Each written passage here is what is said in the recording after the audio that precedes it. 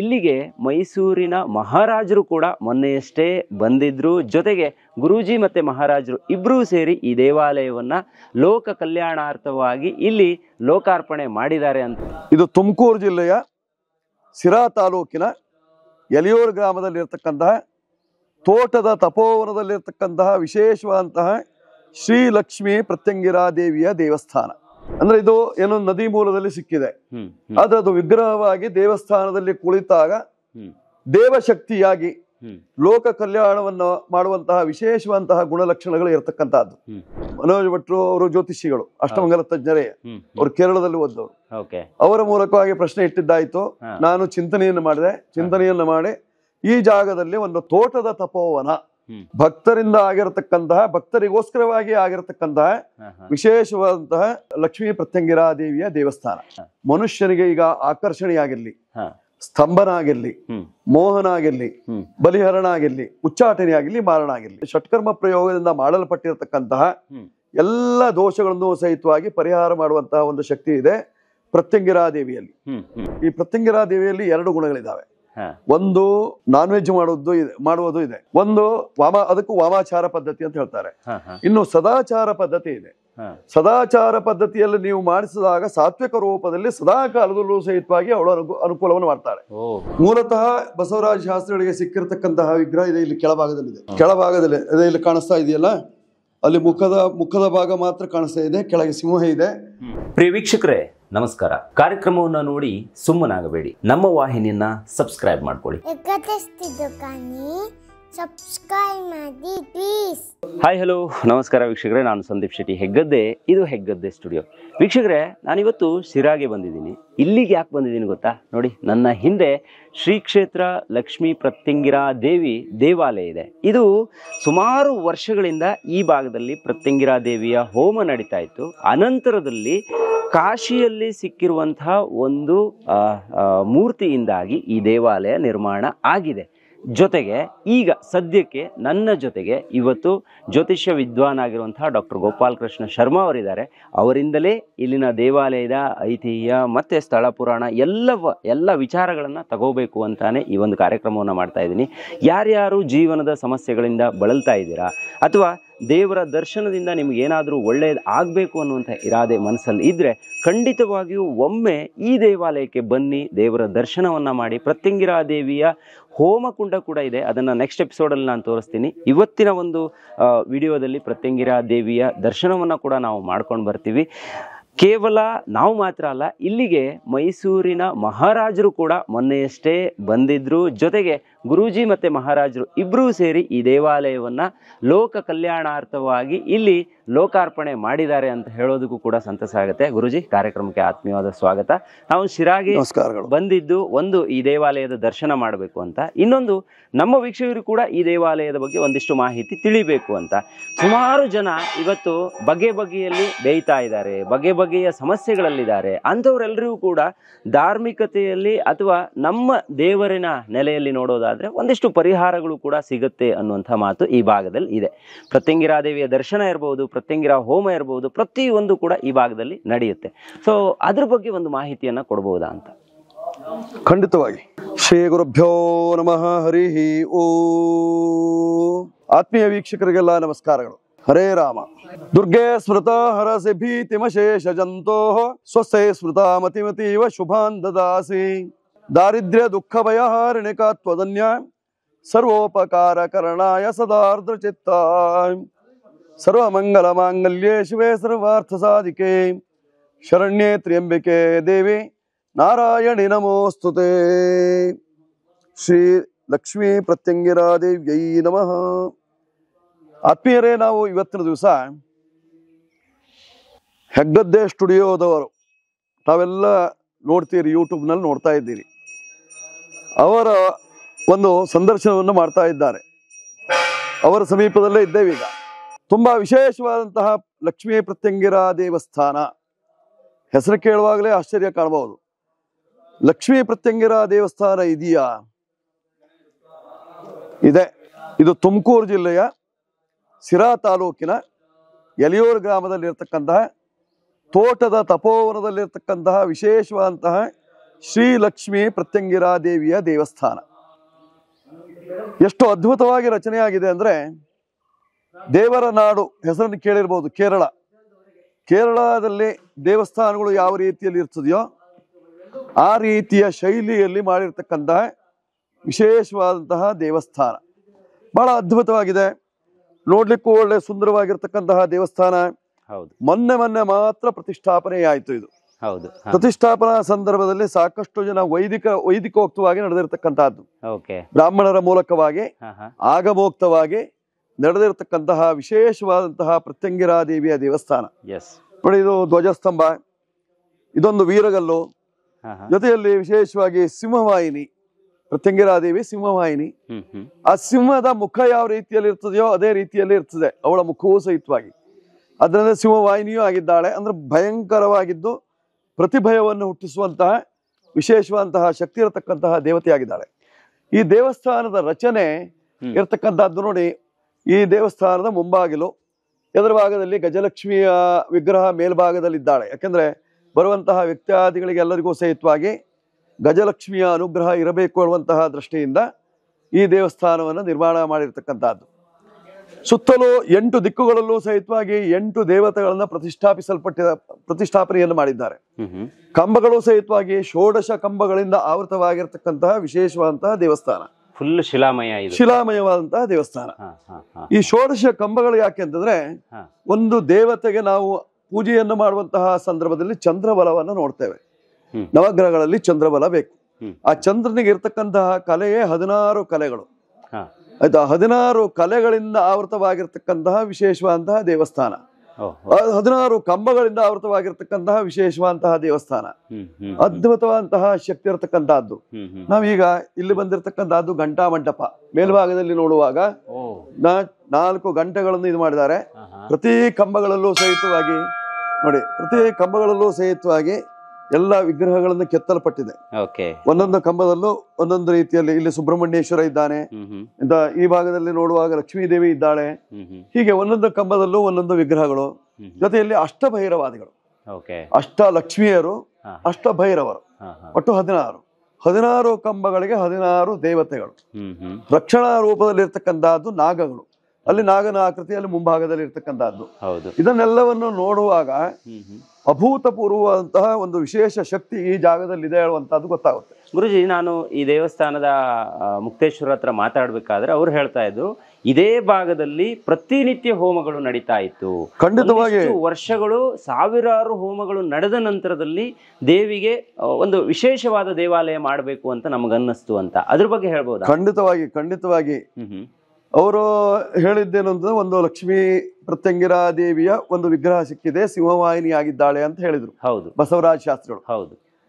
ತದನಂತರದಲ್ಲಿ ಹಾಗಿದ್ರೆ ಪ್ರಶ್ನೆ ಇಟ್ಟು ನೋಡಿದಾಗ, ಅಷ್ಟಮಂಗಲದಲ್ಲಿ ಚಿಂತನೆ ಮಾಡಿದಾಗ, ಲೋಕ ಕಲ್ಯಾಣಕ್ಕಾಗಿ ಭಕ್ತರ ಅಭೀಷ್ಟವನ್ನು ನೆರವೇರಿಸುವುದಕ್ಕಾಗಿ ಶ್ರೀ ಲಕ್ಷ್ಮೀ ಪ್ರತ್ಯಂಗಿರಾ ದೇವಿ ಇವಳನ್ನ ಪ್ರತಿಷ್ಠಾಪನೆ ಮಾಡುವುದರಿಂದ, ಅಂದ್ರೆ ಇದು ಏನೋ ನದಿ ಮೂಲದಲ್ಲಿ ಸಿಕ್ಕಿದೆ, ಆದ್ರೆ ಅದು ವಿಗ್ರಹವಾಗಿ ದೇವಸ್ಥಾನದಲ್ಲಿ ಕುಳಿತಾಗ ದೇವಶಕ್ತಿಯಾಗಿ ಲೋಕ ಕಲ್ಯಾಣವನ್ನು ಮಾಡುವಂತಹ ವಿಶೇಷವಂತಹ ಗುಣಲಕ್ಷಣಗಳು ಇರತಕ್ಕಂತಹದ್ದು. ಯಾರೋ ಲಕ್ಷ್ಮಿ ಇದನ್ನು ಬಿಡಿಸಿದ್ರು, ಪ್ರತಿಷ್ಠಾಪನೆ ಮಾಡಬೇಕು ಉದ್ದೇಶ ಇಟ್ಕೊಂಡಿದ್ರು ಏನೋ, ಅವರಿಗೆ ಮಾಡ್ಲಿಕ್ಕೆ ಆಗಿಲ್ಲ. ಆಯ್ತಾ, ಇವರನ್ನ ಆಯ್ಕೆ ಮಾಡ್ಕೊಂಡಿದೆ ಅದು. ಇವರಿಗೂ ಒಂದು ಏನೋ ಒಂದು ದೇವರ ಅನುಗ್ರಹ ಆಯ್ತೋ ಏನೋ, ಒಟ್ಟಾರೆ ಆ ವಿಗ್ರಹ ಸಿಕ್ತು. ಸಿಕ್ಕಿದ ನಂತರದಲ್ಲಿ ಇವ್ರೇನ್ ಮಾಡಿದ್ದಾರೆ ಅಂತಂದ್ರೆ, ಪ್ರಶ್ನೆಯಲ್ಲೂ ಚಿಂತನೆಯನ್ನ ಮಾಡಿ, ನಮ್ಮ ಮನೋಜ್ ಭಟ್ರು ಹಾಗೆ ನಾನು, ಮನೋಜ್ ಭಟ್ರು ಅವರು ಜ್ಯೋತಿಷಿಗಳು, ಅಷ್ಟಮಂಗಲ ತಜ್ಞರೇ, ಅವರು ಕೇರಳದಲ್ಲಿ ಓದ್ದವರು. ಅವರ ಮೂಲಕವಾಗಿ ಪ್ರಶ್ನೆ ಇಟ್ಟಿದ್ದಾಯ್ತು. ನಾನು ಚಿಂತನೆಯನ್ನು ಮಾಡಿ ಈ ಜಾಗದಲ್ಲಿ ಒಂದು ಇದು ತೋಟದ ತಪೋವನ, ಈ ಭಾಗದಲ್ಲಿ ಒಂದು ಪ್ರತ್ಯಂಗಿರ ಹೋಮವನ್ನು ಯಥಾಶಕ್ತಿ ಮಾಡಿ. ಯಾಕಂದ್ರೆ ಒಂದು ಜಾಗಕ್ಕೊಂದು ಬಲ ಬೇಕಲ್ಲ, ಸ್ಥಳ ಮಹಾತ್ಮೆ ಒಂದಿರ್ಬೇಕು. ಆಗಿದ್ದಾಗ ಮಾತ್ರ ಅದಕ್ಕೆ ಬಲ ಬರ್ತದೆ. ದೇವಸ್ಥಾನ ಕಟ್ಟಿದ್ರಾಗಿಲ್ಲ, ಆ ಕಟ್ಟಿದ್ರೆ ಅದಕ್ಕೊಂದು ಮಹಾತ್ಮೆ ಬೇಕು ಅನ್ನುವಂತಹ ದೃಷ್ಟಿಯಿಂದ ಇಲ್ಲಿ ಪ್ರತ್ಯಂಗಿರ ಹೋಮವನ್ನು ಆರಂಭ ಮಾಡಿ, ಚಿಕ್ಕದಾಗ ಆರಂಭವಾಯ್ತು. ಹಾಗೆ ಒಂದು ಗುಡಿಸಲನ್ನು ಮಾಡಿದ್ರು, ಹಾಗೆ ತಗಡನ್ನು ಹಾಕಿದ್ರು. ತದನಂತರದಲ್ಲಿ ದೇವಸ್ಥಾನ ಕಟ್ಟುವಂತಹ ಒಂದು ಯೋಗ ಬಂತು. ಒಟ್ಟಾರೆ ಭಕ್ತರಿಂದ ಆಗಿರತಕ್ಕಂತಹ ಭಕ್ತರಿಗೋಸ್ಕರವಾಗಿ ಆಗಿರತಕ್ಕಂತಹ ವಿಶೇಷವಾದಂತಹ ಲಕ್ಷ್ಮೀ ಪ್ರತ್ಯಂಗಿರಾ ದೇವಿಯ ದೇವಸ್ಥಾನ. ಇಲ್ಲಿ ನೀವು ಹೇಳಿದ್ರಿ ತೋಟದ ತಪೋವನ ಇದು ಅಂತ. ಆ ಭಾಗಕ್ಕೆ ಹೋದ್ರೆ ದಕ್ಷಿಣದಿಂದ ಉತ್ತರದ ಕಡೆಗೆ ಹರಿಯುವಂತಹ ಒಂದು ನದಿ ಕೂಡ ಇದೆ. ಖಂಡಿತವಾಗಿ ಇಲ್ಲಿ ಕೂಡ ನೀರಿನ ಮೂಲ ಇದೆ. ಬಹುಶಃ ನೀರಿನ ಮೂಲದ ಮಧ್ಯದಲ್ಲೂ ಒಂದು ದೇವಾಲಯ ಇದೆ ಅಂತ ಹೇಳ್ಬೋದಾ? ಹೌದು, ಖಂಡಿತವಾಗಿ. ಯಾಕೆಂದ್ರೆ ಈಗ ತೋಟವನ್ನ ನಾವು ಎಲ್ಲರೂ ಖರೀದಿ ಮಾಡ್ಬೇಕು ಅಂತ ಹೋದ ತಕ್ಷಣದಲ್ಲಿ ಇದೇನಾದ್ರು ದಕ್ಷಿಣ ಅರ್ಕವ ಅಂತ ನೋಡ್ತೇವೆ. ದಕ್ಷಿಣಕ್ಕೆ ಹರಿತಾ ಇದೆಯಾ ನೀರು? ದಕ್ಷಿಣಕ್ಕೆ ಹರಿತಾ ಇರತಕ್ಕಂತಹ ನೀರಿನ ತೋಟವನ್ನು ನಾವು ತಗೊಳ್ಳೋ ಹಾಗಿಲ್ಲ. ತಗೊಳ್ಳೋದ್ರಿಂದ ಅದರಿಂದ ತೊಂದರೆಗಳೇ ಜಾಸ್ತಿ ಆಗ್ತದೆ. ಅದರಿಂದ ಉತ್ತರಾಭಿಮುಖವಾಗಿ ಹರಿತಾ ಇರತಕ್ಕಂತಹ ತೋಟ ಅಥವಾ ಭೂಮಿ ಆಯ್ತು ಹಾಳಾದ್ರೆ ಅದು ಅದರಿಂದ ಶ್ರೇಯಸ್ಕರ ಜಾಸ್ತಿ ಉತ್ತರೋತ್ತರವಾಗಿ ಬೆಳಿಲಿಕ್ಕೆ ಸಾಧ್ಯತೆ ಇದೆ, ಅಭಿವೃದ್ಧಿ ಇದೆ. ಮಕ್ಕಳ ಕಾಲಕ್ಕೆ, ಮೊಮ್ಮಕ್ಕಳ ಕಾಲಕ್ಕೆ, ಮರಿಮಕ್ಕಳ ಕಾಲಕ್ಕೆ ಆ ಚಂದ್ರಾರ್ಕವಾಗಿ ಅದು ಬೆಳ್ಕೊಂಡು ಹೋಗ್ತದೆ ಹೇಳುವಂತಹ ದೃಷ್ಟಿಯಿಂದ ಈ ಜಾಗವನ್ನ ಅವರು ಆಯ್ಕೆ ಮಾಡ್ಕೊಂಡ್ರು. ಹಾಗಂತ ಪಿತ್ರಾರ್ಜಿತವಾದಂತಹ ಆಸ್ತಿ ಅದು.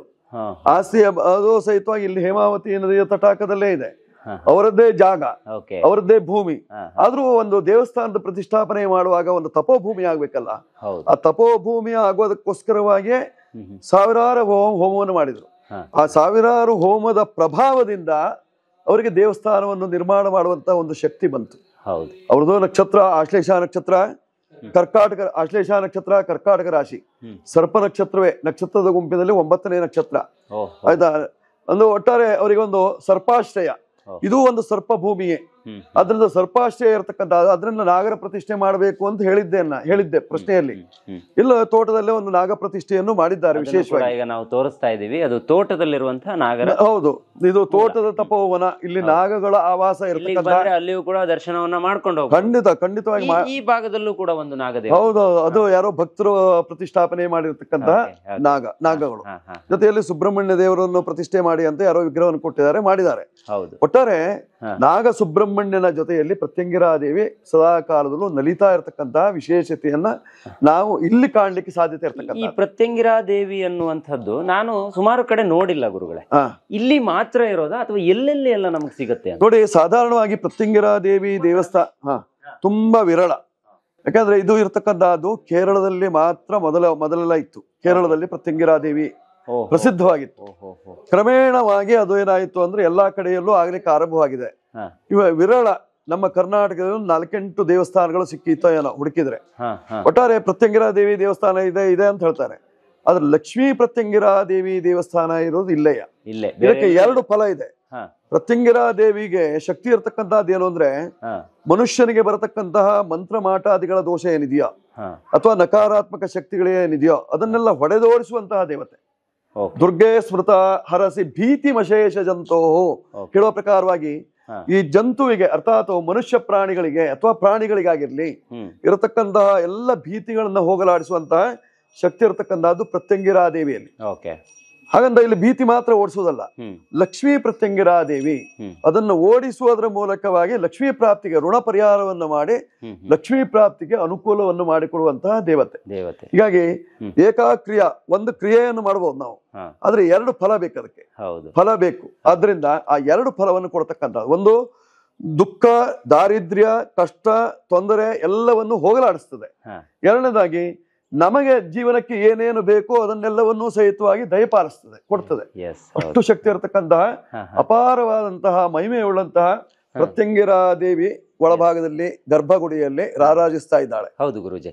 ಈಗ ನಮ್ಮ ಕಾರ್ಯಕ್ರಮವನ್ನ ನಾನಾ ಭಾಗದವರು ನೋಡ್ತಾರೆ. ನಮ್ಮ ರಾಜ್ಯದವರು ಇರ್ಬೋದು, ನಮ್ಮ ದೇಶದವರು ಇರ್ಬೋದು, ವಿದೇಶಿಗರು ಕೂಡ ನಮ್ಮ ನೋಡ್ತಾರೆ. ಈಗ ಇಲ್ಲಿಗೆ ಎಂಥವ್ರು ಬಂದ್ರೆ ಅವರಿಗೆ ಏನೆಲ್ಲ ಪರಿಹಾರಗಳು ಸಿಗುತ್ತೆ? ಮತ್ತೆ ದೇವಸ್ಥಾನ ಅಂತ ಹೇಳಿದ್ರೆ ಅಲ್ಲಿ ಒಂದು ವೈಬ್ಸ್ ಇದ್ದೇ ಇರುತ್ತೆ, ಅದ್ರಲ್ಲಿ ಯಾವ ಡೌಟ್ ಕೂಡ ಇರೋದಿಲ್ಲ. ಸೊ ಹಾಗಾಗಿ ಯಾರ್ಯಾರಿಗೆ ಯಾವ್ಯಾವ ದೋಷಗಳನ್ನ ಪರಿಹಾರ ಮಾಡ್ಕೊಳ್ಳೋದಕ್ಕೆ ಇಲ್ಲಿಗೆ ಬರಬಹುದು ಅಂತ ನೋಡಿ. ಸಾಧಾರಣವಾಗಿ ಪ್ರತ್ಯಂಗಿರಾ ದೇವಿ ದೇವಸ್ಥಾನ ಅಂದ ತಕ್ಷಣದಲ್ಲಿ ಜ್ಯೋತಿಷಾಸ್ತ್ರದಲ್ಲಿ ಹೇಳುವುದು ಏನು ಅಂತಂದ್ರೆ, ಮನುಷ್ಯನಿಗೆ ಈಗ ಆಕರ್ಷಣೆ ಆಗಿರ್ಲಿ, ಸ್ತಂಭನ ಆಗಿರ್ಲಿ, ಮೋಹನ ಆಗಿರ್ಲಿ, ಬಲಿಹರಣ ಆಗಿರ್ಲಿ, ಉಚ್ಚಾಟನೆ ಆಗಿರ್ಲಿ, ಮಾರಣ ಆಗಿರ್ಲಿ, ಈ ಷಟ್ಕರ್ಮ ಪ್ರಯೋಗದಿಂದ ಮಾಡಲ್ಪಟ್ಟಿರತಕ್ಕಂತಹ ಎಲ್ಲ ದೋಷಗಳನ್ನು ಸಹಿತವಾಗಿ ಪರಿಹಾರ ಮಾಡುವಂತಹ ಒಂದು ಶಕ್ತಿ ಇದೆ ಪ್ರತ್ಯಂಗಿರಾ ದೇವಿಯಲ್ಲಿ. ಬಹಳ ಅದ್ಭುತವಾಗಿರ್ತಕ್ಕಂತಹ ಶಕ್ತಿ. ಜೊತೆಯಲ್ಲಿ ಆ ತಾಯಿ ಪ್ರಕೃತಿ ಪ್ರಿಯಳಾಗಿರ್ತಕ್ಕಂತಹ ಆದಿಶಕ್ತಿ, ಜಗಜ್ಜನನಿ ಯಾವ ರೂಪದಲ್ಲಿ ಒಬ್ಬೊಬ್ಬ ರಕ್ಕಸನ್ನು ಕೊಂದುವಾಗ ಒಂದೊಂದು ರೂಪವನ್ನು ತಾಳಿದಂತೆ. ಇದು ಸಹಿತವಾಗಿ ದಂಬಾಸುರ ಹೇಳುವಂತಹ ಒಬ್ಬ ರಕ್ಕಸನ್ನ ಕೊಲ್ಲುವುದಕ್ಕಾಗಿ ಉತ್ಪತ್ತಿ ಆದಳು ಹೇಳುವಂತಹದ್ದೊಂದು ಕಥೆ ಇದೆ. ಆದ್ರೆ ಪುರಾಣಾಂತರ್ಗತವಾಗಿ ಬೇರೆ ಬೇರೆ ವಿಧಾನಗಳು ಸಾಕಷ್ಟು ಕಥೆಗಳನ್ನು ಜೋಡಿಸಿದ್ದಾರೆ. ಆದ್ರೆ ನರಸಿಂಹನ ಕೋಪವನ್ನ ತಣಿಸುವುದಕ್ಕಾಗಿ ಹುಟ್ಟಿ ಬಂದಂತಹ ನಾರಸಿಂಹಿಯ ರೂಪವೇ ಪ್ರತ್ಯಂಗಿರಾ ದೇವಿಯ ರೂಪ ಅಂತ ಹೇಳಿದ್ದಾರೆ. ಅರ್ಥಾತ್ ನರಸಿಂಹನಿಗಿಂತಲೂ ಒಂದು ಭಯಂಕರವಾಗಿರತಕ್ಕಂತಹ ಶಕ್ತಿಯನ್ನ ದುಷ್ಟಶಕ್ತಿ ಅಲ್ಲ, ನರಸಿಂಹ ಉಗ್ರ ಶಕ್ತಿ, ಶಿಷ್ಟ ಶಕ್ತಿ, ಅವನ ಕ್ರೋಧವನ್ನ ತಣಿಸುವುದಕ್ಕಾಗಿ ಹುಟ್ಟಿ ಬಂದಿದ್ದಾಳೆ ಹುಟ್ಟಿ ಬಂದ್ಲು ಅಂತಾದಾಗ ಆಗ ಅವಳ ಶಕ್ತಿ ಎಷ್ಟಿರಬಹುದು. ಅವಳು ಬಂದದ ಅಂದ ತಕ್ಷಣ ನರಸಿಂಹನು ತಣ್ಣಗಾದಂತೆ. ಅಂದ್ರೆ ಶಂಕರನ ತೇಜಸ್ಸಿನಿಂದ ಹುಟ್ಟಿ ಬಂದಿರತಕ್ಕಂತಹ ಅತಿ ಉಗ್ರವಾದಂತಹ ದೇವತೆಯೇ ಪ್ರತ್ಯಂಗಿರಾ ದೇವಿ. ನೋಡಿ, ಸಿಂಹವು ಸಾಧಾರಣವಾಗಿ ಹಲ್ಲನ್ನು ಕಿರ್ಕೊಂಡು ನಿಂತಾಗ ನೋಡುವವರಿಗೆ ಭಯಂಕರವಾಗಿರ್ತದೆ. ಅದೇ ರೀತಿಯಲ್ಲಿ ಪ್ರತಿ ಎದುರು ಭಾಗದಲ್ಲಿರ್ತಕ್ಕಂತಹ ಸಿಂಹದ ರೂಪದಲ್ಲಿರ್ತಕ್ಕಂತಹ ಒಂದು ಶಕ್ತಿ ದೇವತೆ ಎದುರು ಭಾಗಕ್ಕೆ ಬಂದಾಗ ನರಸಿಂಹನ ರೂಪವು ತಣ್ಣಗಾಯಿತು, ನರಸಿಂಹನ ಕ್ರೋಧವೂ ತಣ್ಣಗಾಯಿತು ಅಂತಾದಾಗ ಅಂದ್ರೆ ಈ ಪ್ರತ್ಯಂಗಿರಾ ದೇವಿಯಲ್ಲಿ ಎಷ್ಟು ಶಕ್ತಿ ಇರಬಹುದು ಅನ್ನುವಂತಹದ್ದನ್ನು ನಾವು ತಿಳಿದುಕೊಳ್ಳಲಿಕ್ಕೆ ಸಾಧ್ಯತೆ. ನಮ್ಮ ಅನೇಕ ಸಮಸ್ಯೆಗಳಿಗೂ ಕೂಡ ಇಲ್ಲಿ ಪರಿಹಾರ ಸಿಗಬಹುದಾ ಅಂತ ಅಲ್ವಾ? 100ಕ್ಕೆ 100ರಷ್ಟು ಸಿಗ್ತದೆ. ಯಾಕಂದ್ರೆ ಈಗ ಸಾವಿರಾರು ಪ್ರತ್ಯಂಗಿರಾ ಹೋಮವನ್ನು ಮಾಡುವಾಗ ನಮ್ಮ ಹತ್ರ ಕೇಳಿಯೇ ಮಾಡಿದ್ದಾರೆ, ಕೇಳಿಕೊಂಡೇ ಮಾಡಿದ್ದಾರೆ. ಇವರು ಹೇಳಿದ್ರು ಸಹಿತವಾಗಿ ನಮ್ಮಲ್ಲಿ ಬಂದು ಅವರಲ್ಲಿ ಮಾಡಿಸುವುದರಿಂದ ಅಥವಾ ಆ ಜಾಗದಲ್ಲಿ ಮಾಡಿಸೋದ್ರಿಂದ ನಮಗೆ ಅನುಕೂಲ ಆಗ್ತದೆಯೋ ಅಂತ ಕೇಳಿದ್ದಾರೆ. ಪ್ರಶ್ನೆಯಲ್ಲಿಟ್ಟು ನೋಡಿದಾಗ ಇಲ್ಲ, ಮಾಡಿಸಿ, ತೊಂದರೆ ಇಲ್ಲ. ಆದ್ರೆ ಈ ಪ್ರತ್ಯಂಗಿರಾ ದೇವಿಯಲ್ಲಿ 2 ಗುಣಗಳಿದ್ದಾವೆ. ಒಂದು ನಾನ್ ವೆಜ್ ಮಾಡುವುದು ಇದೆ, ಒಂದು ಅದಕ್ಕೂ ವಾಮಾಚಾರ ಪದ್ಧತಿ ಅಂತ ಹೇಳ್ತಾರೆ. ಇನ್ನು ಸದಾಚಾರ ಪದ್ಧತಿ ಇದೆ. ಸದಾಚಾರ ಪದ್ಧತಿಯಲ್ಲಿ ನೀವು ಮಾಡಿಸಿದಾಗ ಸಾತ್ವಿಕ ರೂಪದಲ್ಲಿ ಸದಾ ಕಾಲದಲ್ಲೂ ಸಹಿತವಾಗಿ ಅವಳು ಅನುಕೂಲವನ್ನು ಮಾಡ್ತಾಳೆ. ಸರ್ವದಾ, ಯಾವಾಗಲೂ, ಸರ್ವತಃ, ನಮ್ಮ ಸುತ್ತಲೂ. ಆಯ್ತಾ? ಅದನ್ನು ಮಾಡುವಂತಹ ವಿಶೇಷ ಶಕ್ತಿ ಇರತಕ್ಕಂತಹದ್ದು. ವಾಮಾಚಾರ ಪ್ರಯೋಗ ನಮ್ಮಲ್ಲಿ ಇಲ್ಲ, ನಮ್ಮಲ್ಲೆಲ್ಲ ಅದು ಕಡಿಮೆ. ಮತ್ತೆ ಪ್ರಶ್ನೆಶಾಸ್ತ್ರದಲ್ಲಿ ಈ ಜಾಗದಲ್ಲಿ ವಾಮಾಚಾರ ಪ್ರಯೋಗ ಇತ್ಯಾದಿಗಳನ್ನ ಮಾಡಬೇಡಿ, ನೀವು ಸದಾಚಾರದಲ್ಲಿ ಮಾಡಿ ಅಂತ ಬಂದದ್ರಿಂದ ಸಾತ್ವಿಕ ರೂಪದಲ್ಲಿ ಅದಕ್ಕೆ ಅವರು ಪ್ರತಿಷ್ಠಾಪನೆಯನ್ನು ಮಾಡಿಸುವಾಗ ಶುದ್ಧವಾದಂತಹ ಒಳ್ಳೆಯ ರೀತಿಯಲ್ಲಿ ಮಾಡುವಂತಹ ವೈದಿಕರನ್ನ, ಆಗಮ ತಿಳಿದಿರುವಂತಹ ವೈದಿಕರನ್ನ ಕರೆಸಿ ವೈದಿಕ ಕ್ರಮದಲ್ಲಿ ಆಗಮದ ರೀತಿಯಲ್ಲಿ ವಿಶೇಷವಾಗಿ ಪ್ರತಿಷ್ಠಾಪನೆಯನ್ನ ಮಾಡಿಸಿದ್ರು. ಮೈಸೂರಿನ ಮಹಾರಾಜರು ಕೂಡ ಬಂದಿದ್ರಲ್ಲ? ಹೌದು, ಮೈಸೂರು ಮಹಾರಾಜರು ಬಂದಿದ್ರು. ನಾನೇ ಇಲ್ಲಿ ಪ್ರತಿಷ್ಠಾಪನೆ ಮಾಡುವಂತಹ ಸಂದರ್ಭದಲ್ಲಿ ನಿರ್ದೇಶಕನಾಗಿ ನಾನೇ ಇದ್ದೆ. ಜೊತೆಯಲ್ಲಿ ಮೈಸೂರು ಮಹಾರಾಜರ ಜೊತೆಯಲ್ಲಿ ಸಾಕಷ್ಟು ಜನ MLA ಗಳು ಬಂದಿದ್ದಾರೆ, MP ಗಳು ಬಂದಿದ್ದಾರೆ. ಸುಮಾರು 15,000 ಜನ ಊಟ ಮಾಡಿದ್ರು. ಹೌದೌದು. ಈಗ ಕಾರ್ಯಕ್ರಮದ ಸಂದರ್ಭದಲ್ಲಿ 15,000 ನಮ್ಮ ಧರ್ಮ ಸಭೆಯ ಕಾರ್ಯಕ್ರಮಕ್ಕೆ ಸಾಧಾರಣವಾಗಿ 7-8 ಸಾವಿರ ಜನ ಇದ್ರು. ಅಷ್ಟು ಅದ್ಭುತವಾಗಿರ್ತಕ್ಕಂತಹ ಕಾರ್ಯಕ್ರಮ. ಮೈಸೂರು ರಾಜರು ಸಹಿತವಾಗಿ ಬಹಳ ಸಂತೋಷ ಪಟ್ರು. ಅವರು ಸಹಿತವಾಗಿ ಗರ್ಭಗುಡಿಯ ಒಳಭಾಗದಲ್ಲೇ ಬಂದು ಅಲ್ಲಿ ಅವರಿಗೆ ವಿಶೇಷವಾಗಿ ಪೂಜೆಯನ್ನು ಮಾಡಿಸಿದ್ದಾಯ್ತು. ಅವರಿಗೂ ಒಂದು ಸಂಕಲ್ಪವನ್ನು ಮಾಡಿ ಪೂಜೆಯನ್ನು ಮಾಡಿಸಿದ್ದಾಗಿದೆ. ಅಂದ್ರೆ ಇಲ್ಲಿ ಒಂದು ಆಕರ್ಷಣೆ ಇದೆ. ಬಂದಂತಹ ವ್ಯಕ್ತಿಗಳಿಗೆ ಕಷ್ಟಗಳನ್ನೆಲ್ಲ ದೂರ ಮಾಡಿ ಮತ್ತೆ ಇಲ್ಲಿಗೆ ಬರಬೇಕು, ಕಷ್ಟವನ್ನು ದೂರ ಮಾಡ್ಕೊಳ್ಬೇಕು ಅನ್ನುವಂತಹ ಒಂದು ಭಾವನೆ. ನೋಡಿ, ಪ್ರಕೃತಿ ರಮಣೀಯವಾಗಿರ್ತಕ್ಕಂಥದ್ದು. ಸುತ್ತಲೂ ನೋಡುವಾಗ ನಮಗೆ ತೋಟ ಕಾಣಿಸ್ತದೆ. ಎಲ್ಲಾ ಕಡೆ ಭಾಗದಲ್ಲೂ ಸಹಿತವಾಗಿ ಅಗಸೆ ಗಿಡಗಳನ್ನೆಲ್ಲ ಹಾಕಿದ್ದಾರೆ. ಇಲ್ಲಿ ತೋಟದಲ್ಲೂ ಎದುರು ಭಾಗದಲ್ಲಿರ್ತಕ್ಕಂತಹ ತೋಟದಲ್ಲೂ ಸಹಿತವಾಗಿ ಅಗಸೆ ಗಿಡಗಳಿದ್ದಾವೆ, ಅಡಿಕೆ ಮರಗಳಿದ್ದಾವೆ, ತೆಂಗಿನ ಮರಗಳಿದ್ದಾವೆ, ಬಾಳೆ ಗಿಡಗಳಿದ್ದಾವೆ. ಆಯ್ತಾ? ಇದೆಲ್ಲ ಇರತಕ್ಕಂತಹ ರಮಣೀಯವಾದಂತಹ ಪ್ರಕೃತಿಯ ಮಧ್ಯಭಾಗದಲ್ಲಿರ್ತಕ್ಕಂತಹ ವಿಶೇಷವಾದಂತಹ ಲಕ್ಷ್ಮೀ ಪ್ರತ್ಯಂಗಿರಾ ದೇವಿಯ ದೇವಸ್ಥಾನ. ತಾವು ಹೇಳಿದಾಗೆ ದಕ್ಷಿಣ ದಿಕ್ಕಿಂದ ಉತ್ತರಕ್ಕೆ ಹೇಮಾವತಿ ನದಿ ಹರಿತಾ ಇದ್ದಾಳೆ. ಹಿಂಭಾಗದಲ್ಲಿ ನೋಡುವಾಗ ಹೇಮಾವತಿಯ ಹಿನ್ನೀರು ದೊಡ್ಡದಂತಹ ಕೆರೆ ಇದೆ. ಅಂದ್ರೆ ಸಾಧ್ಯ ಇಲ್ಲ. ಎರಡೂ ಭಾಗದಲ್ಲೂ ಸಹಿತವಾಗಿ ನೀರಿನ ಸಮೃದ್ಧಿ ಇರತಕ್ಕಂತಹ ವಿಶೇಷವಾದಂತಹ ಶ್ರೀ ಕ್ಷೇತ್ರವೇ ಪುಣ್ಯಕ್ಷೇತ್ರವಾಗಿರ್ತಕ್ಕಂತಹದ್ದು ಈ ಭಾಗದಲ್ಲಿ. ಗುರುಗಳೇ, ಈಗ ದೇವಸ್ಥಾನದ ಮುಂಭಾಗ ನನ್ಗೆ ಇದನ್ನೆಲ್ಲ ಏನು ಮಾಡ್ತಾ ಇರೋದು ಸಿಕ್ತು. ಏನಿದು, ಇದ್ರ ಬಗ್ಗೆ ಒಂದು ಮಾಹಿತಿ ಕೊಡ್ಬೋದಾ? ಇದು ತುಂಬಾ ವಿಶೇಷವಾಗಿರ್ತಕ್ಕಂತಹದ್ದು. ಪ್ರತ್ಯಂಗಿರಾ ದೇವಿಯ ಹೋಮದಲ್ಲಿ ಪೂರ್ಣಾಹುತಿಗೆ ಹಾಕುವಂತಹ ದ್ರವ್ಯಾದಿಗಳು ಇದು. ಹೌದು, ನೋಡಿ, ಇದೊಂದು ಪೂರ್ಣ ಫಲ, ಕಲ್ಪವೃಕ್ಷದ ಫಲ ಇದು. ಕೆಳಭಾಗದಲ್ಲಿ ಇದೆಲ್ಲರಿಗೂ ಗೊತ್ತಾಗುತ್ತೆ. ಇದು ನೋಡಿದ ತಕ್ಷಣದಲ್ಲಿ ಮೆಣಸಿನಕಾಯಿ ಹಿಡ್ಕೊಂಡಿದ್ದಾರೆ ಅಂತ ಹೇಳಿ. ಆಯ್ತಾ? ಇದು ಮೆಣಸಿನಕಾಯಿ. ಪ್ರತ್ಯಂಗಿರಾ ದೇವಿ ಯಾವಾಗಲೂ ನಾಲಿಗೆಯನ್ನು ಹೊರಚಾಚಿರ್ತಾಳೆ. ನಾಲಿಗೆ ಕೆಂಪಾಗಿರ್ಬೇಕು ಅವಳಿಗೆ. ಆ ಕೆಂಪಾಗಿರ್ಬೇಕು ಅಂದ್ರೆ ಖಾರ ಬೇಕು. ಆ ಖಾರಕ್ಕೋಸ್ಕರವಾಗಿ ಕೊಡುವಂತಹದ್ದು. ಅವಳಿಗೆ ಇದನ್ನು ಅರ್ಪಣೆ ಮಾಡಿದಾಗ ಅಗ್ನಿಮುಖದಲ್ಲಿ ಯಾಕಂದ್ರೆ ದೇವತೆಗಳು ನೇರವಾಗಿ ಯಾವುದನ್ನು ಸ್ವೀಕಾರ ಮಾಡೋದಿಲ್ಲ. ಹೌದು. ಅಥವಾ ನಾವು ಏನನ್ನು ಕೊಟ್ಟರು ಅವ್ರು ತಗೊಳ್ಳೋದಿಲ್ಲ. ಬೆಂಕಿಯಲ್ಲಿ ಅದು ಬೆಂದಿರಬೇಕು. ಬೆಂಕಿಯಲ್ಲಿ ಬೆಂದಿದ್ದು ನಾವು ಬೇಯಿಸಿದ್ದನ್ನು ತಿನ್ನುವುದಿಲ್ಲ. ಯಜ್ಞದಲ್ಲಿ ಹೋಮದಲ್ಲಿ ಹಾಕಿ ಹೋಮಾಗ್ನಿಯಲ್ಲಿ ಅದು ಬೆಂದದ್ದನ್ನು ಮಾತ್ರ ಅವು ಸ್ವೀಕಾರ ಮಾಡ್ತವೆ ದೇವತೆಗಳು. ಇಲ್ಲ ಹೋದ್ರೆ ಯಾವ ದೇವರು ಸಹಿತವಾಗಿ ನೇರವಾಗಿ ತಿನ್ನುವುದಿಲ್ಲ. ಆದ್ದರಿಂದ ದೇವಿಗೆ ಇದನ್ನು ಪೂರ್ಣಾಹುತಿಯ ಸಂದರ್ಭದಲ್ಲಿ ಹಾಕುವಂತ ಒಂದು ಪದ್ಧತಿ. ಇಲ್ಲೊಂದು ವಿಶೇಷವಾಗಿ ಈ ದೇವಿಗೆ ಸಂಬಂಧಪಟ್ಟಿರ್ತಕ್ಕಂಥ ವಿಶೇಷವಾದಂತಹ ಮಂತ್ರ ಇದೆ. ಈ ಮಂತ್ರದಲ್ಲಿ ಇಲ್ಲಿ ಯಾರೇ ಏನಾದ್ರು ಕಷ್ಟ ಇದೆಯಾ ಅದನ್ನ ಇದ್ರ ಮೇಲೆ ಬರಿಬೇಕು. ಅವರು ನನಗೆ ಇಂತಿಂತ ಕಷ್ಟ ಇದೆ, ಇಂತಹ ಆಗ್ಬೇಕು ನನಗೆ ಅಂತ ಅವರೇ ಬರಿಬೇಕು. ಯಾಕಂದ್ರೆ ಒಬ್ಬೊಬ್ಬರ ಕಷ್ಟ ಒಂದೊಂದು ರೀತಿಯಲ್ಲಿ ಇರ್ತದೆ. ಎಲ್ಲಾ ಕಷ್ಟವನ್ನು ನೀವು ಹೇಳಿ ಹೇಳಿ ಅಂತ ಅದನ್ನ ಕೇಳಲಿಕ್ಕೆ ಆಗೋದಿಲ್ಲ. ನಾವು ಕೆಲವರದ್ದು ಗುಪ್ತ ಪ್ರಶ್ನೆ ಇರ್ತದೆ. ಅಂತದ್ದು ಏನೇ ಇದ್ರೂ ಸಹಿತವಾಗಿ ಅವರು ಇದರಲ್ಲೇ ಬರೆದು ಇದು ನೋಡಿ, ಇದೆಲ್ಲ ಸರ್ವೌಷಧಿಗಳು. ಇದ್ರೊಳಗೆ ವನಸ್ಪತಿಗಳಿದ್ದಾವೆ. ಅರಿಶಿನ ಕೊಂಬಿದೆ, ಅಳಲೆ ಕಾಯಿ ಇದೆ, ಇದಕ್ಕೆ ಶಾಂತಿ ಫಲ ಅಂತ ಹೆಸರು.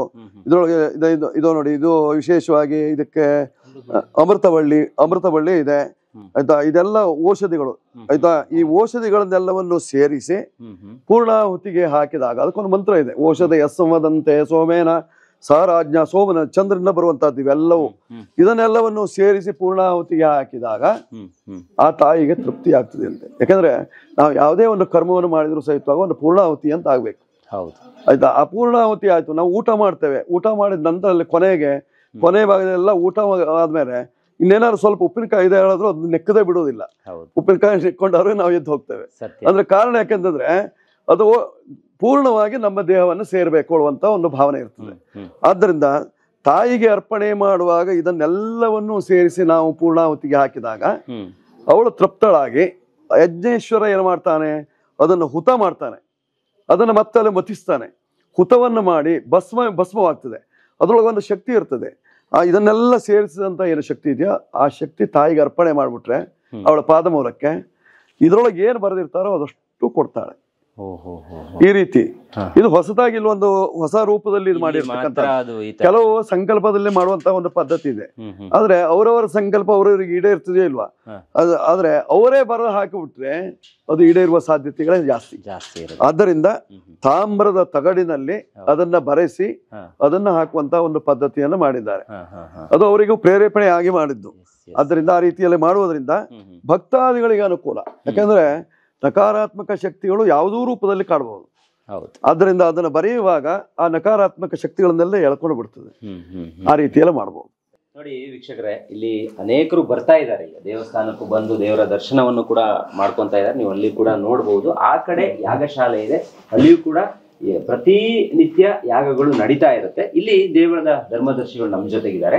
ಇವ್ರಿಗೆ ಈ ದೇವಾಲಯವನ್ನ ಕಟ್ಟೋದಕ್ಕೆ ಒಂದು ಮೂರ್ತಿ ಸಿಗುತ್ತೆ ಅನ್ನೋದು ನನಗೆ ಗೊತ್ತಾಯ್ತು. ಅದು ಕಾಶಿಲಿ ಸಿಗುತ್ತೆ ಅನ್ನೋದನ್ನ ನಾವು ಕೇಳ್ಪಟ್ವಿ. ಇವರಿಂದಲೇ ಅದರ ಕತೆ ಏನು ಅನ್ನೋದನ್ನ ಕೇಳೋಣ. ಗುರುಗಳೇ, ಏನಾಯ್ತು? ಈಗ 5-6 ವರ್ಷದ ಹಿಂದೆ ನಿಮ್ಗೆ ಕಾಶಿಲಿ ಒಂದು ವಿಗ್ರಹ ಸಿಗುತ್ತೆ, ಅದು ನದಿಯಲ್ಲಿ ಸ್ನಾನ ಮಾಡುವಾಗ ನಿಮ್ಮ ಮನೆಯವರಿಗೆ ಸಿಗುತ್ತೆ ಅನ್ನೋದು ಗೊತ್ತಾಯ್ತು. ಅದರ ಒಂದು ಕಥೆಯನ್ನ ಹೇಳ್ಬೋದಾ ನಮ್ಗೆ? ನಮಸ್ಕಾರ. ಹರಹೋಂ ಗುರುಭ್ಯೋ ನಮಃ. ಗುರುದೇವೋ ಮಹಾದೇವೋ ಗುರುದೇವೋ ಸದಾಶಿವ ಗುರು ಸಾಕ್ಷಾತ್ ಪರಬ್ರಹ್ಮ ತಸ್ಮೈ ಶ್ರೀ ಗುರುವೇ ನಮಃ. ನನ್ನ ಕುಲದೇವರಲ್ಲಿ ಪ್ರಾರ್ಥನೆ ಮಾಡ್ಕೊಳ್ತಾ ಶ್ರೀ ಕ್ಷೇತ್ರ ಅಧಿಪತಿ ಆದಂಥ ಶ್ರೀ ಲಕ್ಷ್ಮೀ ಪ್ರತ್ಯಂಗಿರ ದೇವಿಯಲ್ಲಿ ಪಾದದಡಿಯಲ್ಲಿ ನಮಸ್ಕರಿಸುತ್ತಾ, ನನ್ನ ಹೃದಯ ಸ್ಪರ್ಶಿಗಳು ನನ್ನ ಪ್ರೀತಿಯ ಗುರುಗಳಾದಂಥ ಡಾಕ್ಟರ್ ಗೋಪಾಲ್ ಶರ್ಮ ಗುರುಜಿಯವರ ಪಾದದಡಿಯಲ್ಲಿ ನಮಸ್ಕರಿಸುತ್ತಾ, ಏನು ಈ ತಿಂಗಳಲ್ಲೇ 5ನೇ ತಾರೀಕಿಂದ 7ನೇ ತಾರೀಕುವರೆಗೂ ಶ್ರೀ ಕ್ಷೇತ್ರ ಲಕ್ಷ್ಮೀ ಪ್ರತ್ಯಂಗಿರ ದೇವಸ್ಥಾನದ ಪ್ರತಿಷ್ಠಾಪನೆ ನಮ್ಮ ಶ್ರೀ ಗುರುಗಳು ಈ ಪ್ರತಿಷ್ಠಾಪನೆಯನ್ನು ತುಂಬ ಅದ್ಭುತವಾಗಿ ನಡೆಸಿಕೊಟ್ರು. ಹಾಗಾಗಿ ಮೊದಲಿಗೆ ಅವರಿಗೆ ಮತ್ತೊಮ್ಮೆ ನಾನು ಕೃತಜ್ಞತೆ ಸಲ್ಲಿಸ್ತಾ, ಏನು 9ನೇ ತಾರೀಕು ಈ ಕ್ಷೇತ್ರಕ್ಕೆ ಮೈಸೂರಿನ ಮಹಾರಾಜರಂಥ ಯದುವೀರವರು ಅವರು ಕೂಡ ಈ ಕ್ಷೇತ್ರಕ್ಕೆ ಆಗಮಿಸಿ ನಮ್ಮ ಕ್ಷೇತ್ರದ MLA ಅವರಾದಂಥ ಜಯಚಂದ್ರ ಅವರಿರ್ಬೋದು, SR ಗೌಡ್ರು ಇರ್ಬೋದು, BK ಮಂಜಣ್ಣವ್ರು ಇರ್ಬೋದು, ಇದೇ ರೀತಿ ಎಲ್ಲ ನಮ್ಮ ನಾಯಕರು ಇರ್ಬೋದು, ನಮ್ಮ ಚಿದಾನಂದ ಗೌಡ್ರು ಇರ್ಬೋದು, ಎಲ್ಲರೂ ಕೂಡ ಸಹಸ್ರ ಸಂಖ್ಯೆಯಲ್ಲಿ ಬಂದು ಎಲ್ಲ ಪೂಜ್ಯ ಗುರುಗಳು, ಪೂಜ್ಯ ಶ್ರೀಗಳು ಎಲ್ಲರೂ ಕೂಡ ಅದ್ಭುತವಾಗಿ ಬಂದು ಈ ಕ್ಷೇತ್ರಕ್ಕೆ ಒಂದು ಅದ್ಭುತವಾದಂಥ ಧಾರ್ಮಿಕ ಸಮಾರಂಭ ಕೂಡ ನಡೀತು. ಏನು ನಮ್ಮ ಗುರುಜಿಯವರಿಗೆ ಮತ್ತು ನಮ್ಮ ಯದುವೀರು ಮಹಾರಾಜರಿಗೆ ಕೂಡ ವಿಶೇಷವಾಗಿ ಬೆಳ್ಳಿ ರಥದಲ್ಲಿ ಮೆರವಣಿಗೆ, ಎಲ್ಲ ರೀತಿಯ ವಾದ್ಯಗಳೊಂದಿಗೆ ಒಳ್ಳೆ ಒಂದು ಮೆರವಣಿಗೆ ನಡೆದು ಸಹಸ್ರ ಸಂಖ್ಯೆಯಲ್ಲಿ ಎಲ್ಲರೂ ಕೂಡ ಆಶ್ಚರ್ಯ ಪಡ್ತಾ ಇದ್ದಾರೆ. ನೀವೊಬ್ಬರು ಹೆಂಗೆ ಮಾಡೋಕ್ಕಾಯ್ತು? ಇದು ನನ್ನಿಂದ ಯಾವುದೇ ಕಾರಣಕ್ಕೂ ಸಾಧ್ಯ ಇಲ್ಲ. ಇದು ಮಾಡಿರೋಂಥದ್ದು ನಮ್ಮ ಗುರುಗಳು. ಎರಡನೇದಾಗಿ ದೈವಶಕ್ತಿ. ಆ ಗುರುಗಳ ಆಶೀರ್ವಾದ ಮತ್ತು ದೈವ ಶಕ್ತಿಯಿಂದ ಇಷ್ಟೆಲ್ಲ ಆಗಲಿಕ್ಕೆ ಒಂದು ಒಳ್ಳೆದು ಕಂಡಿರುವಂಥದ್ದು.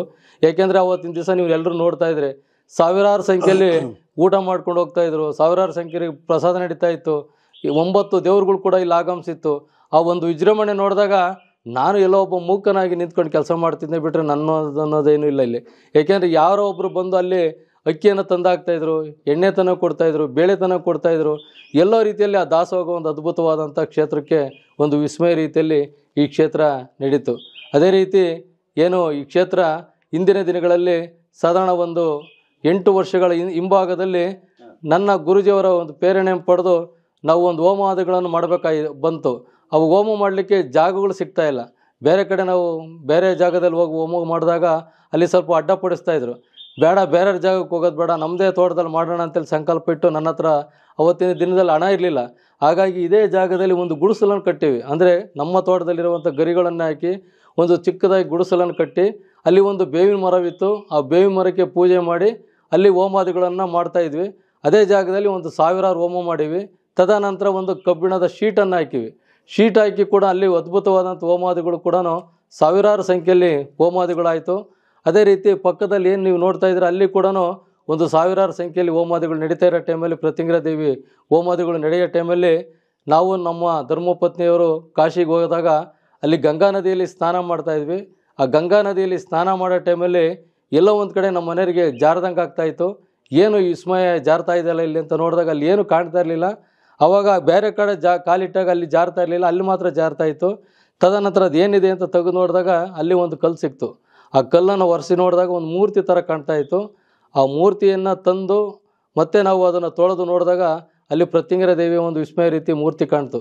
ಅದೇ ಮೂರ್ತಿಯನ್ನು ನಾವೀಗ ಗುರುಜಿಯವರ ನೇತೃತ್ವ ಮತ್ತು ನಮ್ಮ ವಿಶ್ವನಾಥ್ ಭಟ್ರು, ನಮ್ಮ ಮನೋಜ್ ಭಟ್ರು ಇವರೆಲ್ಲ ಒಂದು ಸಹಕಾರದೊಂದಿಗೆ ವಿಶೇಷವಾಗಿ ಆ ಹೋಮಾದಿಗಳು ಯಾವ ರೀತಿ ನಡೀತು ಅಂತ ಹೇಳಲಿಕ್ಕೆ ಸಾಧ್ಯ ಇಲ್ಲ. ಅಂಥ ಒಂದು ವಿಸ್ಮಯ ರೀತಿಯ ಹೋಮಾದಿಗಳು ಈ ಕ್ಷೇತ್ರಕ್ಕಾಗಿ ಒಂದು ವಿಸ್ಮಯ ರೀತಿಯಲ್ಲಿ ಅಲ್ಲಿ ಕೂಡ ತಾಯಿಯ ಒಂದು ನಮ್ಮ ಗುಣವಂತೆಯ ಇಡಗುಂಜಿ ಪಕ್ಕ ಗುಣವಂತೆಯ ಆಚಾರ ಕೂಡ ವಿಶೇಷವಾದಂಥ ಪ್ರತ್ಯಂಗಿರಾ ದೇವಿಯ ಒಂದು ವಿಗ್ರಹ ಕೂಡ ಅವರು ಕೂಡ ವಿಶೇಷವಾಗಿ ಮಾಡಿಕೊಟ್ರು.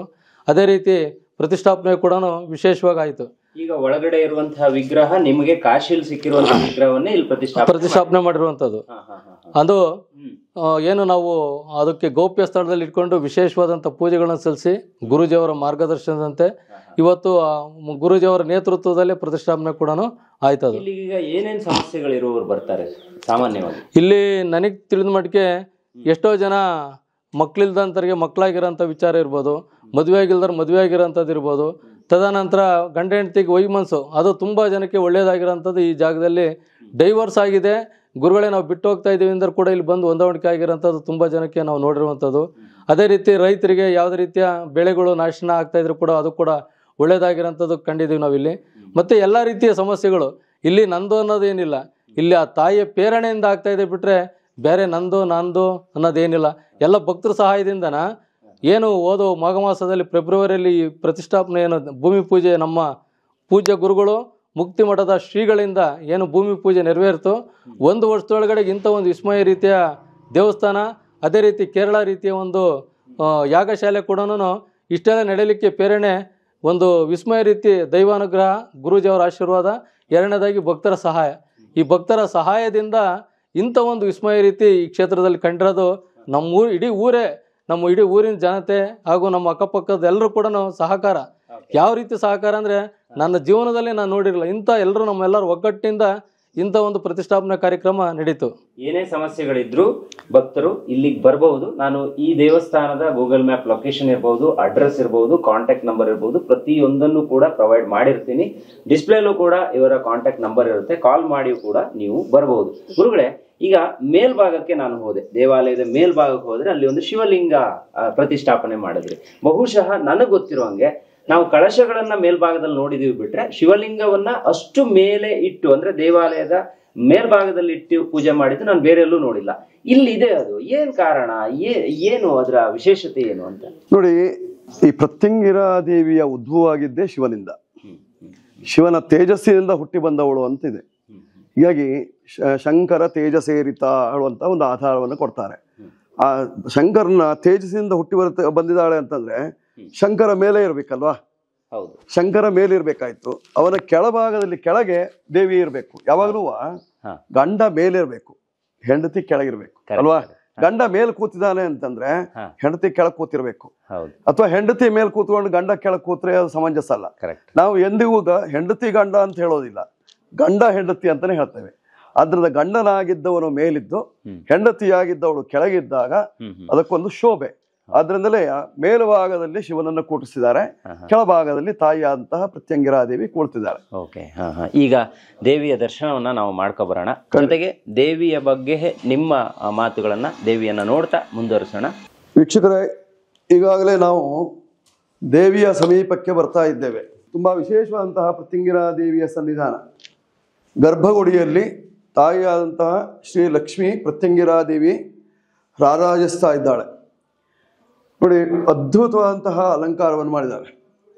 ಎಷ್ಟು ಸುಂದರವಾಗಿ ಕಾಣ್ತಾ ಇದ್ದಾಳೆ ತಾಯಿ ಪ್ರತ್ಯಂಗಿರಾದೇವಿ. ಮೇಲೆ ಇರ್ತಕ್ಕಂಥದ್ದು ಮರದಿಂದ ಮಾಡಿಸಿರ್ತಕ್ಕಂತಹ ವಿಗ್ರಹ. ಇದನ್ನು ಮಾಡಿದವರು ಗುಣವಂತೆಯ ಒಬ್ಬರು ಆಚಾರ್ಯರು. ಬಹಳ ಅದ್ಭುತವಾಗಿ ತಯಾರು ಮಾಡಿದ್ದಾರೆ. ನೀವೆಲ್ಲ ನೋಡಿರ್ಬೋದು, ಹಿಂದೆಲ್ಲ ಮಾರಿಕಾಂಬ ಇತ್ಯಾದಿಗಳನ್ನೆಲ್ಲ ಅದನ್ನ ಪ್ರತಿ ವರ್ಷ ಚೇಂಜ್ ಮಾಡ್ತಾ ಇರ್ತಾರೆ ಮೂರ್ತಿಯನ್ನ, ಅಥವಾ ಬಣ್ಣವನ್ನು ಮಾಡ್ತಾರೆ ಇತ್ಯಾದಿ. ಈ ರೀತಿಯಲ್ಲಿ ಮಾಡುವಂತಹ ಒಂದು ಸಾಧ್ಯತೆ ಆಯ್ತಾ. ಇಲ್ಲಿ ಮೂಲತಃ ಬಸವರಾಜ ಶಾಸ್ತ್ರಿಗಳಿಗೆ ಸಿಕ್ಕಿರತಕ್ಕಂತಹ ವಿಗ್ರಹ ಇದೆ. ಇಲ್ಲಿ ಕೆಳಭಾಗದಲ್ಲಿದೆ, ಅದು ಮುಖ ತೋರಿಸಿ. ಕೆಳಭಾಗದಲ್ಲಿ ಅದೇ ಇಲ್ಲಿ ಕಾಣಿಸ್ತಾ ಇದೆಯಲ್ಲ, ಅಲ್ಲಿ ಮುಖದ ಭಾಗ ಮಾತ್ರ ಕಾಣಿಸ್ತಾ ಇದೆ. ಕೆಳಗೆ ಸಿಂಹ ಇದೆ. ಕೈಗಳಲ್ಲಿ ಪಾಶ ಮತ್ತು ಎಡಭಾಗದಲ್ಲಿ ಒಂದು ಮನುಷ್ಯರ ತಲೆಯನ್ನು ಹಿಡಿದಿರ್ತಕ್ಕಂಥದ್ದನ್ನು ಕಾಣಿಸ್ತದೆ. ಆದ್ದರಿಂದ ಇದು ಲಕ್ಷ್ಮೀ ಪ್ರತ್ಯಂಗಿರಾದೇವಿಯ ದೇವಸ್ಥಾನ. ಯಾಕಂದ್ರೆ ಅದರ ಕೆಳಭಾಗದಲ್ಲಿ ವಿಶೇಷವಾಗಿ ಸ್ವಲ್ಪ ಹಣಕಾಸುಗಳೆಲ್ಲ ಇತ್ತು, ಇದೆ ಆ ವಿಗ್ರಹದ ಕೆಳಭಾಗ. ಆದ್ದರಿಂದ ಲಕ್ಷ್ಮೀ ಪ್ರತ್ಯಂಗಿರಾದೇವಿ ಅಂತ ಹೆಸರನ್ನು ಇಟ್ಟಿದ್ದಾಗಿದೆ. ಆಯ್ತಾ. ಲಕ್ಷ್ಮಿ ಸಂಪತ್ತನ್ನು ಕೊಡುವ ದೇವತೆ. ಕೇವಲ ಇರತಕ್ಕಂತಹ ಎಲ್ಲ ಕಷ್ಟಗಳನ್ನು ಮಾತ್ರ ದೂರ ಮಾಡೋದಲ್ಲ, ಸಂಪತ್ತನ್ನು ಕೊಡುವ ದೇವತೆ ಆಗಿದ್ದಾಳೆ. ಆದ್ರಿಂದಲೇ ಲಕ್ಷ್ಮೀ ಪ್ರತ್ಯಂಗಿರಾದೇವಿ ಅಂತ ಹೆಸರಿರ್ತಕ್ಕಂಥದ್ದು. ನೋಡಿ, ವಿಶೇಷವಾಗಿ ಕೈಗಳಲ್ಲಿ 4 ಚತುರ್ಭುಜೆ. ಒಂದು ಕೈಯಲ್ಲಿ, ಬಲಭಾಗದ ಕೈಯಲ್ಲಿ ಪಾಶವನ್ನು ಹಿಡಿದುಕೊಂಡಿದ್ದಾಳೆ. ನಮಗೆ ಯಾವ ರೀತಿಯಲ್ಲಿ ಕಾಣ್ತದೆ ಅಂದ್ರೆ, ಬರುವಂತಹ ಭಕ್ತಾದಿಗಳ ಕಷ್ಟಗಳನ್ನೆಲ್ಲವನ್ನು ತಾನು ಎಳೆದು ತೆಗಿತೇನೆ ಹೇಳುವಂತಹ ಒಂದು ಭಾವನೆ ಮೂಡ್ತದೆ. ಹಿಂಭಾಗದ ಕೈಯಲ್ಲಿ, ಮೇಲ್ಭಾಗದಲ್ಲಿ ಇರ್ತಕ್ಕಂಥದ್ದಲ್ಲಿ ತ್ರಿಶೂಲವನ್ನು ಹಿಡ್ಕೊಂಡಿದ್ದಾಳೆ. ಎಡಭಾಗದಲ್ಲಿ ವಿಶೇಷವಾಗಿ ಸರ್ಪವೇಷ್ಟಿತವಾಗಿರ್ತಕ್ಕಂತಹ ಡಮರುಗ ಇದೆ ಮೇಲ್ಭಾಗದ ಕೈಯಲ್ಲಿ. ಮತ್ತೆ ಕೆಳಭಾಗದ ಕೈಯಲ್ಲಿ ಶತ್ರುವಿನ ತಲೆಯನ್ನು ಹಿಡಿದಿರ್ತಕ್ಕಂಥದ್ದನ್ನು ಕಾಣ್ಲಿಕ್ಕೆ ಸಾಧ್ಯತೆ ಇದೆ. ತಲೆಯನ್ನು ಹಿಡ್ಕೊಂಡಿದ್ದಾಳೆ ಅಂತ. ಅದು ಆ ರಕ್ಕಸನು, ಅವನು ದಂಬಾಸುರ ಅಂತ ಹೆಸರವನು. ಅವನ ತಲೆಯನ್ನು ಹಿಡಿದಿರ್ತಕ್ಕಂಥದ್ದು. ಹೀಗಿರುವಾಗ ರಕ್ಕಸರು ಕೇವಲ ರಕ್ಕಸರಲ್ಲ, ಈಗ ಮೊದಲೆಲ್ಲ ರಾಕ್ಷಸರೇ ಇದ್ರು, ಈಗ ರಾಕ್ಷಸರಿಲ್ಲ. ರಾಕ್ಷಸ ಸ್ವಭಾವದವರು ಸಾಕಷ್ಟು ಜನ ಇದ್ದಾರೆ. ಪದೇ ಮಂತ್ರ ಮಾಟ ಇತ್ಯಾದಿಗಳನ್ನ ಮಾಡೋದು, ಬೇರೆಯವರಿಗೆ ತೊಂದರೆ ಕೊಡೋದು, ಬೇರೆಯವರಿಗೆ ಉಪದ್ರವ ಮಾಡೋದು, ಅಥವಾ ಏನಾದ್ರು ಒಳ್ಳೆ ಕೆಲಸ ಆಗ್ತಿದೆ ಅದನ್ನೆಲ್ಲ ಆಗದೆ ಹೋದಂಗೆ ಮಾಡೋದು, ಇಂಥವರೆಲ್ಲ ಇದ್ದಾರೆ. ಅದನ್ನೆಲ್ಲ ದೂರ ಮಾಡುವಂತಹ ಶಕ್ತಿ ಇರತಕ್ಕಂತಹದ್ದು ಈ ತಾಯಿಯಲ್ಲಿ. ಬಹಳ ಅದ್ಭುತವಾದಂತಹ ಶಕ್ತಿ ಇದೆ, ಅಪಾರವಾದಂತಹ ಮಹಿಮೆ ಇದೆ. ಬರುವಂತಹ ಭಕ್ತಾದಿಗಳು ಅವರು ಯಾವ ರೀತಿಯಲ್ಲಿ ಬೇಡ್ಕೊಳ್ತಾರೋ ಅವರ ಕಷ್ಟಗಳೆಲ್ಲವೂ ಸಹಿತವಾಗಿ ಅದೇ ರೀತಿಯಲ್ಲಿ ಪರಿಹಾರ ಆಗ್ತದೆ. ಹೌದು, ಖಂಡಿತ. ಈಗ ದೇವಿಗೊಂದು ಆರತಿಯನ್ನ ಬೆಳಗಿ ನಮ್ಮ ವೀಕ್ಷಕರು ಕೂಡ ದೇವಿಯ ದರ್ಶನವನ್ನ ಮಾಡೋಣ.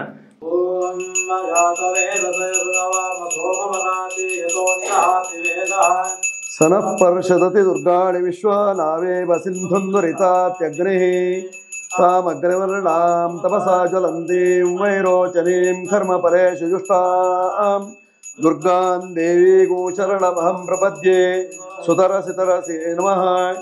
ಓಂ ಯದ್ವಾಗ್ವದಂತ್ಯ ವಿಚೇತನಾನಿ ರಾಷ್ಟ್ರೀ ದೇವಾನಾಂ ನಿಶಸಾದ ಮಂದ್ರಾಣ್ ಚತಸ್ರವೂರ್ಜಂ ದುದುಹೇ ಪಯಾಗೋಸಿ ಕ್ವಸ್ಯ ಪರಮಂಜಗಾಮ ದೇವಿ ಉವಾಚ ವಜನಯಂತ ದೇವಾಃ ತಾಂ ವಿಶ್ವರೂಪಾ ಪಶವೋ ವದಂತಿ ಸಾನೋ ಮಂದ್ರೇ ಶಮೋರ್ಜಂ ದುಹಾನಾಯ್ ಧೇನುರ್ವಾಗಸ್ಮಾನುಪಸುಷ್ಟತೈತು ಸಪರಿವಾರ ಸಹಿತ ಶ್ರೀ ಲಕ್ಷ್ಮೀ ಪ್ರತ್ಯಂಗಿರಾದೇವ್ಯೈ ನಮಃ.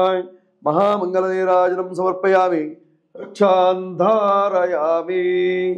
ಅಂಬಾ ಮಾತಾ ಕೀ ಜೈ.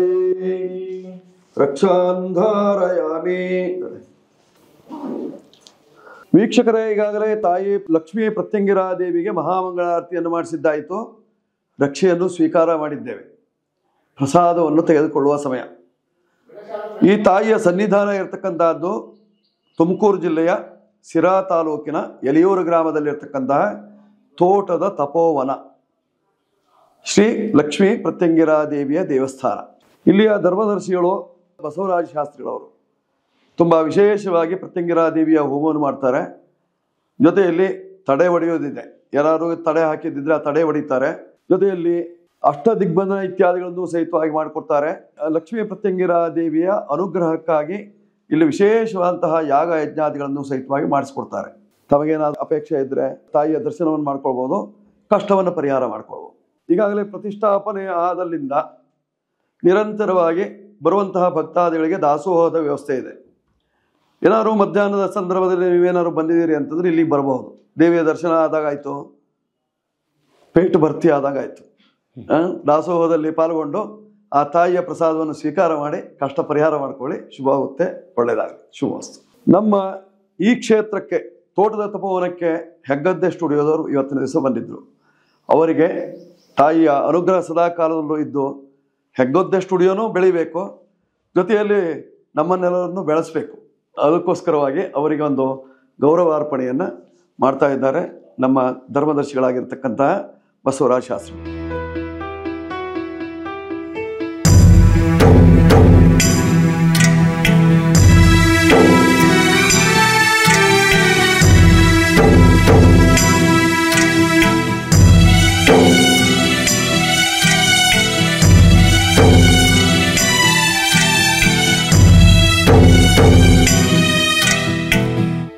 ನೋಡಿದ್ರಲ್ಲ ವೀಕ್ಷಕರೇ, ಇದು ಈ ಹೊತ್ತಿನ ವಿಶೇಷ.